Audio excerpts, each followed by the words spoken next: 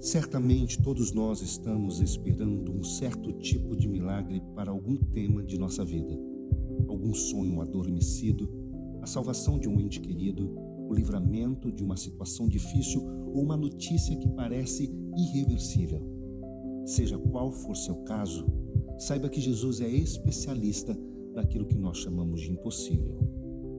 Você está convidado a experimentar novos milagres de Deus em sua vida. Que os moabitas eram considerados um exército muito forte e poderoso. No meio desse caminho, eles começam a fazer jornada, dia após dia, dia após dia, até que nós chegamos no segundo livro dos Reis, no capítulo de número 3, e nós vamos ler o versículo que se dá logo depois dessa empreitada, que diz assim: Então, o rei de Israel, Jorão, partiu com o rei de Judá, que era o Josafá, e de Edom.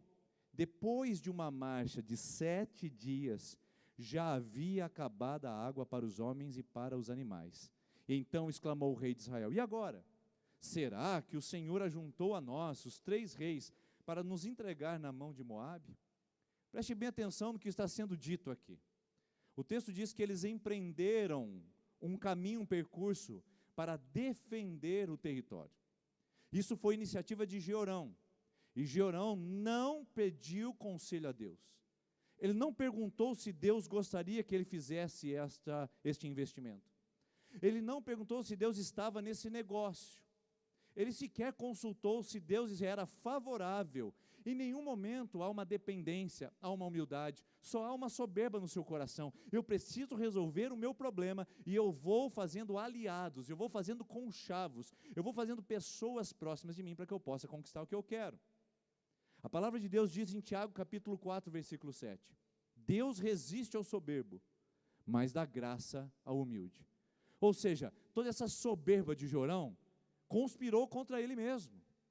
Este empreendimento impensado, irracional e totalmente sem a aprovação de Deus, é lógico que poderia dar errado. E o texto diz que depois de terem caminhado 7 dias, o que significa uma marcha, uma caminhada de 7 dias na Bíblia? Esse texto não está aí por um acaso, queridos. 7 na Bíblia é o número da completude. É o número que mostra o começo, o meio e o fim. Ele marca o ponto final. Deus criou todas as coisas em 6 dias, e ao 7º, descansou. Naamã pulou no rio Jordão 7 vezes, e na 7ª ele foi curado da lepra, começo, meio e fim. Josué rodeou Jericó por 7 vezes, começo, meio e fim, e na 7ª as muralhas caíram e ruíram. 7 significa que esses homens chegaram ao fim da linha, caminharam até a exaustão, chegaram até extenuar a si próprios, e não terem mais forças para reagir. Nós não estamos falando mais de uma preguiça, nós não estamos falando de um certo desconforto físico, nós estamos falando de um desânimo completo e total, uma exaustão que chegou a todo o exército, nessa caminhada empreendida, sem pensar, sem se responsabilizar e sem pedir a orientação de Deus. Eu sei que você entende já aonde eu estou querendo chegar com essa palavra, porque muitos de nós também fizemos os nossos empreendimentos pessoais. Muitos de nós também tomamos algumas decisões na nossa vida que nos colocaram em rumo de marcha, nos colocaram a uma direção, e nós nos aplicamos a isso. A gente não fez de qualquer jeito. A gente trabalhou de dia, de noite, de madrugada. A gente ligou de manhã, de tarde, de noite. A gente cuidou do relacionamento, tentou protegê-lo, tentou tolerar, tentou fechar os olhos para algumas coisas inadmissíveis. A gente tentou relevar algumas situações, a gente caminhou, na verdade. A gente se esforçou, a gente estudou, fez as provas necessárias. E aí, de repente, a gente chega no 7º dia. A gente chega no nível de exaustão, de cansaço, de entrega total, de desânimo completo. E talvez você que me ouve aqui essa noite, é um desses, que na jornada da vida, chegou ao ponto hoje de dizer: para mim chega, pastor, para mim deu. Eu até tentei com esse casamento até aqui, mas para mim já deu. Eu vejo que eu estou me cansando cada vez mais, e agora eu joguei a minha toalha, eu não tenho mais forças para lidar com o marido que eu tenho, ou com a esposa que eu possuo. Talvez você já está dizendo isso a respeito dos seus filhos, jogando a toalha e dizendo, quer saber de uma coisa? Eu não falo mais nada para você, chega a hora que quer, namore quem você quiser, faça o que você quiser da sua vida, seja o dono do seu próprio nariz, porque para mim, deu, chega. Talvez você está dizendo para os seus clientes, baixando a porta e dizendo, olha, eu cheguei até aqui, lutei, me esforcei, mas para mim também, já deu, não quero mais. Eu falo a dois tipos de pessoas aqui essa noite que sabem com quem eu estou falando, e sabem que a palavra é para você.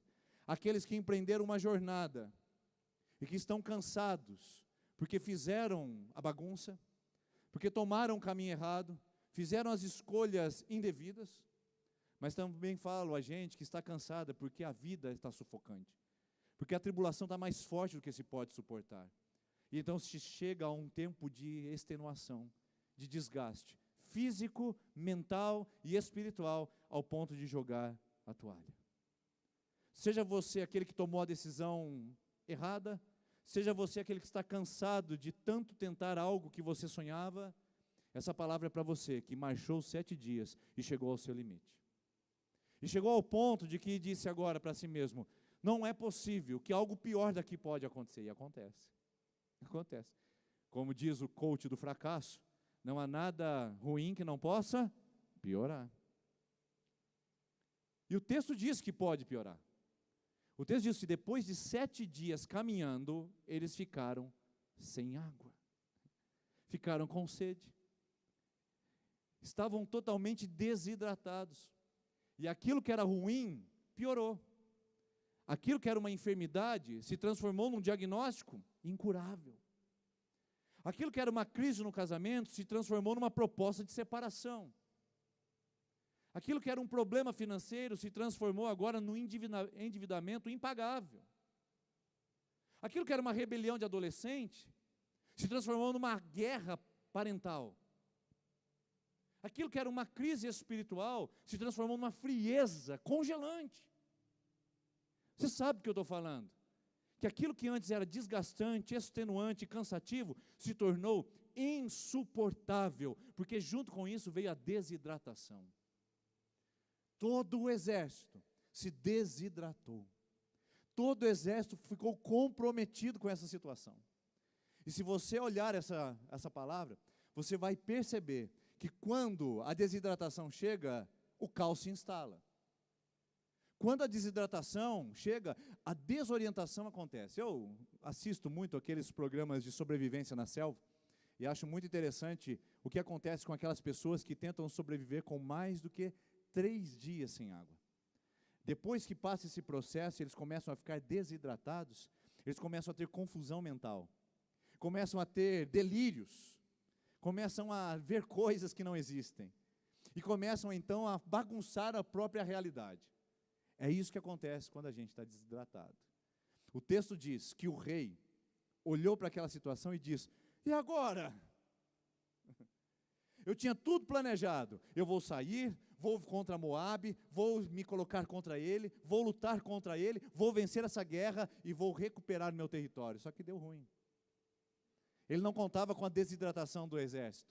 E então ele fica confuso e diz, e agora? O que é que eu vou fazer? Talvez seja exatamente a situação que muitos de nós nos encontramos. A gente disse, agora, depois que eu fizer essa faculdade, agora, depois que eu me casar, não, depois que eu conquistar esse patrimônio, depois que eu chegar nessa promoção, depois que eu mudar de cidade, depois que eu fizer, depois, quando acontecer isso, e de repente você está agora aí sentado dizendo, e agora? O que eu faço com isso tudo? Confusão gerada pela desidratação da alma. Não é que você é uma pessoa ruim. Não é que você errou o alvo porque queria. Não é porque você bagunçou tudo no seu casamento, na sua história, no seu trabalho, na sua própria vida e moralidade. Não é que você é uma pessoa ruim. É só porque você estava com sede. Numa caminhada desgastante, trouxe a você delírio, confusão, desorientação. Quantas pessoas aqui com as quais eu falo que estão desnorteadas? O que é uma pessoa desnorteada? É que está sem norte, sem um rumo. está correndo para todos os lados, está tentando ser feliz a todas as maneiras, está tentando aliviar o grito da alma de insatisfação, e está tentando fazer isso dizendo, e agora, o que eu faço? Gente que vai numa balada à noite, e no outro dia acorda com aquela ressaca e fala, e agora? O que aconteceu ontem? Gente que faz compras absurdas, e depois quando chega o pacote em casa, e depois vem a fatura, e diz, e agora? Como é que eu pago isso? Gente que entra num relacionamento abusivo e violento, e no meio dele olha e fala assim, e agora, o que eu faço com isso? Não são pessoas ruins, são pessoas desidratadas, e pessoas com sede, elas ficam confusas, desorientadas, mas o problema é que elas comprometem os outros ao seu redor. Se você acha que as suas escolhas ruins afetam somente a você, está enganada, está enganado, porque isso está relacionado também às pessoas com as quais você convive. Eu pergunto para você, quem ficou com sede nessa empreitada? O Georão, que levou o exército para lutar? Não, todos. Aí o marido faz um movimento na sua casa e fala, não, sou só eu o culpado disso. Não, todo mundo fica com sede na sua casa também. Aí o patrão faz um movimento e todo mundo fica com sede na empresa. Aí o líder faz um movimento e todo mundo fica com sede. Aí você toma uma decisão e os seus pais ficam com sede. Não tem como ser uma coisa isolada, fragmentada no mundo. Nós estamos interconectados. A sua atitude reverbera sobre os outros. O Georão colocou todo mundo em risco quando fez o empreendimento impensado. Irmãos, quantas vezes nós fazemos o mesmo? Quantas vezes os nossos movimentos são impensados e nós chegamos nesse movimento de chegar e falar, aí agora? Não, pior que isso. Quando a gente fica desnorteado, sabe o que a gente faz? A gente tem que encontrar alguém para culpar. Quando não está dando certo as coisas na nossa vida, a gente tem que achar alguém para ser o responsável. Foi o que aconteceu com Adão e Eva. Adão, foi você que comeu do fruto? Não, foi a Eva. Eva, foi você que comeu o fruto? Não, foi a cobra. A cobra que me deu do fruto, a culpa é dela. Aí o Georão olha e fala assim, e agora? Será que Deus... Mas que cara de pau, gente. Onde estava Deus nos versículos anteriores? Em lugar nenhum. Onde estava Deus na decisão dele? Em lugar algum. E agora, porque ele está frustrado, porque ele tem sérios problemas para resolver, agora Deus é o culpado? Aí ele diz, será que Deus nos tirou lá da nossa terra para fazer a gente sofrer e perder a batalha contra Moabe aqui? O que Deus tem a ver com uma decisão impensada dele? O que Deus tem a ver com a sua decisão de fazer as coisas ao seu próprio jeito, a sua própria maneira, a sua forma de resolver problemas, totalmente fora da Bíblia, insensatas, o seu jeitinho brasileiro? O que Deus tem a ver com o que você está pagando agora? Eu estava conversando com uma pessoa, ela estava totalmente frustrada e decepcionada e culpando a Deus, porque ela estava numa crise séria, e aí ela foi tentar fazer um movimento para sair da crise financeira, e ela foi fazer uma viaginha para o Paraguai. E nessa viagem ao Paraguai, ele voltou e tudo que ele tinha para investir de dinheiro emprestado, ele trouxe em muamba. E aí, na polícia, na Receita Federal foi parado, e toda a muambinha foi embora. E ele voltou mais no vermelho do que havia saído. E ele chegou no meu gabinete dizendo, o que Deus tem contra mim? Eu falei, nada, é você que está fazendo do jeito errado. O que Deus tem a ver com as ilogicidades da nossa mente, das nossas decisões absurdas, que comprometem as nossas famílias? O que Deus tem a ver com isso? E a gente sempre diz, Deus não me abençoa, Deus não está me vendo. Você que saiu da sua terra, você que foi contra Moabe, Deus não falou para você ir, mas você foi. E agora a culpa é de Deus? O que Deus tem comigo nesse relacionamento? Eu não sei. Você perguntou para Deus se era para você entrar nesse relacionamento? Então, existe muita incoerência quando nós chegamos a esse ponto de exaustão, de desidratação. Além de ficarmos confusos, a gente fala que Deus é o culpado de tudo isso. Mas olha só como o negócio vai evolumando.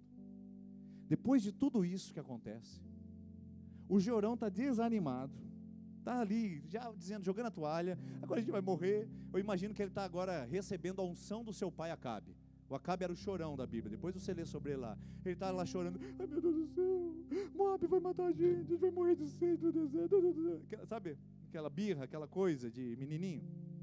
O Josafá é um homem de Deus e está lá.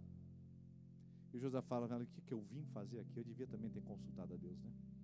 Ele fala, bom, já que eu estou aqui, vamos resolver esse problema. O Josafá fala assim, por acaso não tem nenhum profeta de Deus aqui nessa terra para a gente consultar? Não tem profeta de Deus na terra de vocês? Porque na minha tem, em Judá. E então um cara se levanta no meio e fala, tem sim, o Eliseu é um homem de Deus, e Deus dá a conhecer a ele sobre as coisas que devemos fazer. Aí o Jorão fala, ai, que bom, uma solução, vamos até o Eliseu. E eles chegam com toda a comitiva real na casa do Eliseu, bate a palma, e o Eliseu sai lá e olha para o Jorão. Não acredito que você está aqui. Não, você não veio me procurar. Aí Jorão fala assim, homem de Deus, lembra que ele é cruel, inimigo de Deus, inimigo do povo de Deus, filho de Acabe e Jezabel. Homem de Deus, por favor nos ajude, nosso exército está perdido, diga o que devemos fazer. E o Eliseu então olha para ele e fala assim, na versão dos últimos dias aí, ado a ado, cada um do seu quadrado. Foi isso que Eliseu disse. Em outras palavras, na versão original no hebraico diz o seguinte, o que eu tenho a ver com você, Jorão? Foi isso que Eliseu disse. Cuide dos seus problemas, eu não tenho nada a ver com as suas decisões, você é um homem sem Deus. Aí o Jorão faz mais um apelo, não, por favor, me ajuda, me ajuda, eu preciso, só você pode nos ajudar nesse momento. Aí o Eliseu está despedindo o Jorão e dá uma olhada do lado e vê o Josafá. E fala, peraí, Josafá, você está com ele? Sim, Eliseu, eu estou com ele, estou aliado dele nessa guerra. E o Eliseu fala assim, o Jorão não tem nada com você, mas por causa de Josafá, eu vou atender o seu pedido. Por causa de Josafá. Tem que ter um Josafá na nossa casa, irmãos. Tem que ter um Josafá dentro do seu lar, não é possível. Tem que ter um Josafá dentro da sua empresa. Tem que ter um Josafá aqui essa noite que se levanta para dizer, não, eu sirvo a Deus, eu sigo a Deus, eu quero ouvir a voz de Deus. A gente pode ter bagunçado muita coisa, mas tem que ter um Josafá para se levantar dentro de nós. E se não for por nós, queridos, tem que ser um Josafá maior do que nós. E a Bíblia fala que nós temos esse Josafá, que é Jesus Cristo. Nós somos pecadores, nós somos falhos, nós somos pequenos, nós somos cruéis, nós somos totalmente incoerentes, mas Jesus Cristo é o Deus Todo-Poderoso, e Deus olha e diz assim, por causa de Jesus eu vou te olhar para você, por causa de Jesus eu vou te atender. E foi isso que Jesus disse, tudo que vocês pedirem em meu nome, vocês receberão. É lindo isso. Temos um Josafá. Se a gente não se acha o suficiente, nós temos um Josafá nos céus, Jesus Cristo que intercede por nós. E Deus diz assim, por causa de Jesus eu vou olhar para você, por causa de Jesus eu consigo encontrar em você algo que eu possa estender a minha mão e abençoar. Não é pelo seu mérito, não é pelo que você fez, não é porque você foi no fundo do poço, não é porque você bagunçou tudo na sua vida que você tem que ser refém. Você tem Jesus, e por causa de Jesus Deus olha, Deus move e Deus abençoa as nossas vidas. E depois disso então, o Eliseu fica convencido de que ele precisa ajudar o povo de Israel e aqueles exércitos, e faz o seguinte pedido, versículo de número 18, por favor, isso, 15. Mas agora tragam-me um arpista. Peraí, nós vamos cantar louvor agora, Eliseu?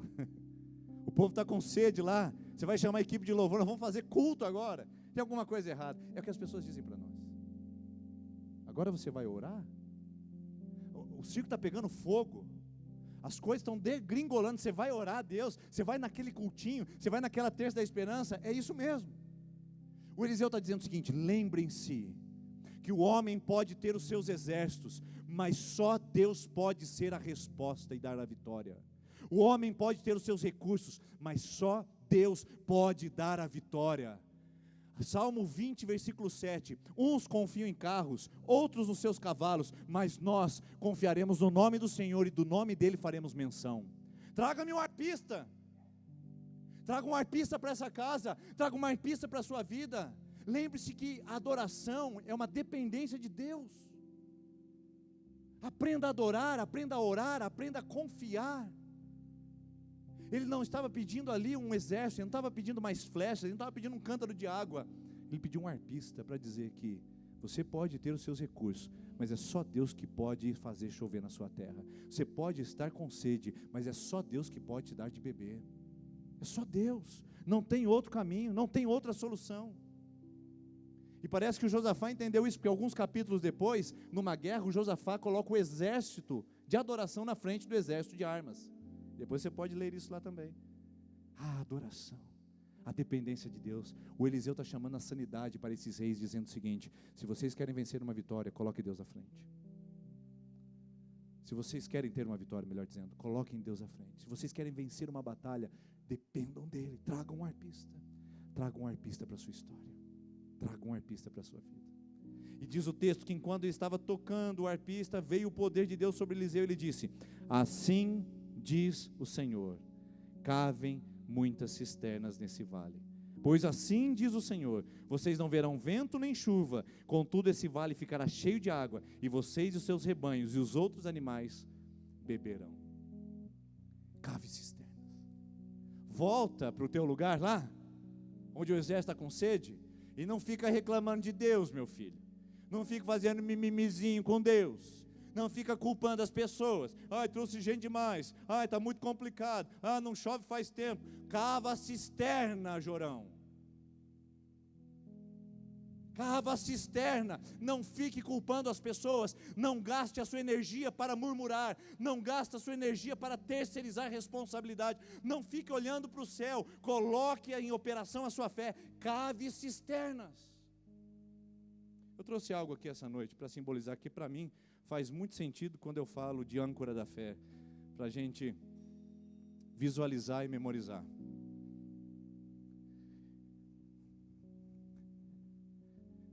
Este aqui é um símbolo do que eu quero que você carregue para o seu coração essa semana. Diante das marchas de exaustão, diante das desidratações da vida, diante das pessoas confrontando, diante das lutas mais diversas, eu quero convidar você a ter esse instrumento como um símbolo do que nós falamos aqui essa noite, e lembrar de que o seu papel e a sua responsabilidade é cavar cisternas. Você tem uma pá em sua mão, você é quem decide se você vai fazer uma cova para o seu casamento, ou se você vai continuar abrindo cisternas. Cisternas são buracos feitos para reter água. São buracos feitos para serem recipiente desse líquido precioso. E a minha pergunta para você é: você vai sair daqui essa noite cavando a cova da sua empresa, ou vai continuar abrindo cisternas? Você vai ser fraca o suficiente para enterrar seu casamento, ou você vai continuar orando e abrindo cisternas? Você vai enterrar o seu filho, ou vai orar por ele e vai colocá-lo no altar do Senhor? Você vai enterrar a sua vida, vai dar um fim nela, ou você vai continuar cavando cisternas? A paz está em suas mãos, ou você abre uma cova, ou você abre uma cisterna. Cada um decide o que quer fazer. É uma responsabilidade sua. A notícia foi ruim que você recebeu? Ou é cova, ou é cisterna, irmãos. A pessoa que você confiava te traiu? Ou é cova, ou é cisterna. Quem decide isso é você. Eliseu está dizendo o seguinte: voltem lá e façam o que vocês precisam fazer. É o que vocês precisam fazer. Cavem, cavem, porque é ali que vocês vão exercitar a fé. Eu quero perguntar para você: onde é que você precisa cavar a sua cisterna? Onde é que você precisa bater firme essa pá? Qual é o lugar que você precisa cavar um pouco mais, dedicar um pouco mais, e parar de murmurar e reclamar, e falar que é o outro, que é aquela pessoa, que é o comércio, que é o mundo, que é o governo, que é a política? Até quando, irmão? Até quando vai ficar no mimimi das redes sociais, culpando o mundo porque você não é feliz? Até quando a gente vai ficar nadando na própria lama das nossas decisões passadas, ao invés de cavar cisternas e buscar recursos em Deus para a nossa vida? Lembre-se, o seu papel é cavar a cisterna, o papel de Deus é enchê-la. Você não vai encher. O seu papel é cavar com oração, com dedicação, com vida no altar, com dependência, com harpa, com consagração. O seu papel é cavar cisternas, o papel de Deus é enchê-las. E eu pergunto para você: é difícil, né? No deserto cavar cisterna. Lá em Israel, queridos, chove 10 vezes menos, no lugar que mais chove 10 vezes menos que o sertão nordestino. E aí o profeta fala: vai lá e cava a cisterna. Aí o povo dá uma olhada no céu, Rapaz, isso aqui vai ser um trabalho inútil. A gente vai cavar cisterna no meio do deserto. Não chove aqui faz 3 anos. Pois é, isso que é fé. Hebreus capítulo 11, versículo 1 fala que a fé é a certeza das coisas que a gente não se vê e a convicção dos fatos que se esperam. Eclesiastes capítulo de número 11, versículo 4 diz: aquele que olha o vento jamais semeará, e o que observa as nuvens jamais colherá. Se você ficar olhando o contexto e o ambiente, você nunca colocará a pá em operação. Se você ficar olhando o seu ambiente desidratado, você nunca cavará cisternas. Por isso que é um chamado à fé, mesmo que pareça que não vai chover, mesmo que pareça que o território seja mais árido do que nunca, continue cavando, porque o texto diz o seguinte: assim diz o Senhor, cave muitas cisternas, pois diz o Senhor, vocês não verão vento nem chuva, contudo esse vale ficará cheio de água, e vocês, seus rebanhos e os outros animais beberão. E aí lembra? Se um faz bobagem, todos pagam. Se um faz uma coisa certa, todos se beneficiam. Está na hora de você trazer isso para sua casa. Está na hora de você trazer isso para a sua vida. Cave, não sua cova. Cave cisternas, e a sua casa, e a sua vida, e as pessoas que te cercam, e o seu entorno vai vibrar com isso. Outras pessoas vão beber do que você está proporcionando a elas. Cave cisternas. E que tal começar hoje com uma campanha? Que tal cavar essas cisternas hoje, começando uma campanha de oração? Cavar 7 vezes, 7 semanas, começando hoje. Você pode dar esse passo de fé e dizer: Deus, eu estou fazendo a minha parte, eu estou cavando. Agora, Senhor, encher de água é contigo. Agora é a tua promessa. Posso não ouvir nem vento e nem escutar som de chuva, mas eu sei que a minha cisterna vai ser cheia. Porque quando as promessas de Deus não combinam com o que a gente está vendo, é melhor a gente fechar os olhos do que abandonar as promessas. Eu vou repetir para você. Quando as promessas de Deus não combinam com o que você está vendo, é melhor então fechar os seus olhos e ir pela fé, ao invés de abandonar as promessas de Deus. Por que você está abandonando? Por que você está desistindo? Feche os olhos, cave um pouco mais e espere que a provisão de Deus vem sem você imaginar e vai encher a cisterna, para mostrar que é do jeito dele. Não é com trovão, não é com relâmpago, não é na sua previsão humana, é do jeito de Deus para fazer a sua cisterna encher. E o texto termina dizendo, lá no último versículo, 18, mas para o Senhor isso ainda é pouco. Você acha que eu só vou encher sua cisterna? Não, não, não. Efésios 3:20 diz que Deus é poderoso para fazer mais do que a gente pede, muito mais do que a gente necessita. Então Deus fala, eu vou fazer mais do que isso. A sede é efeito colateral. Eu vou saciar a sede de vocês, mas o problema continua sendo com o rei lá do outro lado. Então fique tranquilo, porque eu vou além da sua sede. Eu vou atacar a raiz do seu problema. E Deus diz assim, eu vou fazer mais do que você pediu. Eu também entregarei Moabe nas suas mãos. Vocês destruirão todas as cidades fortificadas, todas as cidades importantes, derrubarão toda a árvore frutífera, taparão todas as fontes e encherão de pedras todas as terras de cultivo. No dia seguinte, que eles cavaram as cisternas, na hora do sacrifício da manhã, ou seja, na hora do culto de Israel, na hora da terça da esperança, na hora da celebração, a água veio descendo de direção de Edom e alagou a região. Não teve chuva, não teve mão humana, não teve previsão humana, só teve sobrenatural. Essa série de mensagens vai chamar a gente a viver no sobrenatural, queridos. A bater a nossa pá em terreno árido e pedregoso, que levanta até a poeira, pá, pá, aquele barulho de pedra seca, e você fala, daqui não sai nada. Deus está dizendo, daí sai, daí vem fonte de águas vivas. Você pode receber essa palavra, amém? Vem, vem, irmãos, vem. Eu quero convidar você a se colocar em pé nesse momento, em nome de Jesus. E eu quero orar com você. Mas eu quero também fazer um desafio para que a gente comece uma campanha de 7 semanas de bater a pá no chão. Eu não sei o que é que você precisa cavar. Eu não sei onde é que você precisa de provisão de Deus. Eu não sei onde é que você precisa de sobrenatural. Mas nós vamos fazer da nossa oração nessas terças-feiras as nossas cisternas. Hoje é a primeira, porque Deus diz para Israel, cavem muitas cisternas. Vamos colocar isso diante de Deus, nós vamos cavar 7. Você que está aqui hoje, que não está em campanha, eu quero convidar você a começar uma. E a colocar diante de Deus e dizer, Senhor, esse é o meu território, esta é a minha exaustão. É aqui que eu joguei a toalha, mas sobre a tua palavra, eu vou bater a pá mais uma vez. Eu vou cavar cisternas. e esperar na provisão de Deus. Enquanto nós cantamos essa canção linda e maravilhosa, que nos lembra que Deus é caminho no deserto, que Ele traz águas e fontes no deserto, eu quero convidar a equipe de intercessão a vir aqui à frente. Nós vamos orar com você, que está na sua primeira semana de campanha. Você que vai começar hoje, você vai pegar aquele papelzinho da Terça da Esperança, acho que não tenho aqui agora, e você vai, na saída você pode pegar com a nossa equipe, e vai começar a sua campanha hoje. E a semana que vem é a segunda, a terceira. Escolha um tema e venha conosco bater a pá. Porque ou nós estamos cavando a cova nos nossos problemas, ou nós estamos cavando cisternas. Que Deus encontre em você hoje os cavadores de cisternas aqui, para a glória dEle, que vão receber fontes de águas vivas em nome de Jesus. Enquanto cantamos, você que vai começar a sua campanha e abrir sua cisterna, e você que está na 7ª semana, já abriu todas as demais, eu quero convidar você a vir aqui à frente. Nós vamos orar com você enquanto cantamos essa canção.